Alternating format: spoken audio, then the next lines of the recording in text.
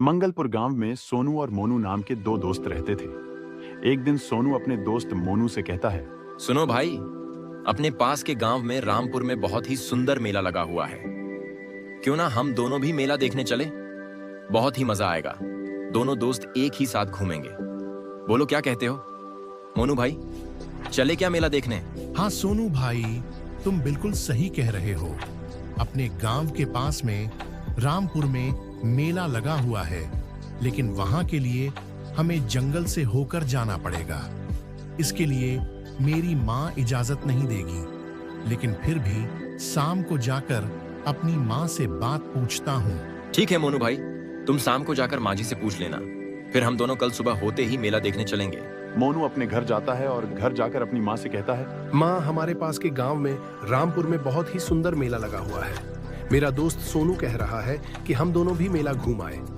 लेकिन मैंने कहा, हाँ पहले मैं अपनी माँ से पूछ लूं। बोलो माँ, क्या कहती हो? अरे बेटा, मेला तो देख आएगा, लेकिन वहाँ रास्ते में बहुत ही खतरनाक जंगल है। बेटा देख कर जाना। माँ, तुम बिल्कुल चिंता मत करो। मैं शाम तक अपने दोस्त के साथ मेला घूमकर वापस आ जाऊंगा। तुम बिल्कुल चिंता मत करना माँ। सुबह होते ही सोनू और मोनू दोनों मेला देखने के लिए रामपुर गांव में निकल पड़ते हैं। रामपुर गांव को जाने वाला रास्ता बहुत ही खतरनाक था और सुनसान रास्ता था। पूरा रास्ता जंगल से भरा हुआ था।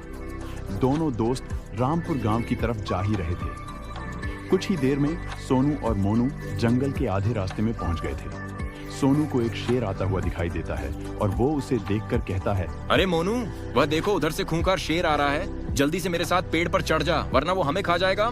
लेकिन सोनू भाई, मुझे तो पेड़ पर चढ़ना ही नहीं आता है। मैं क्या करूं?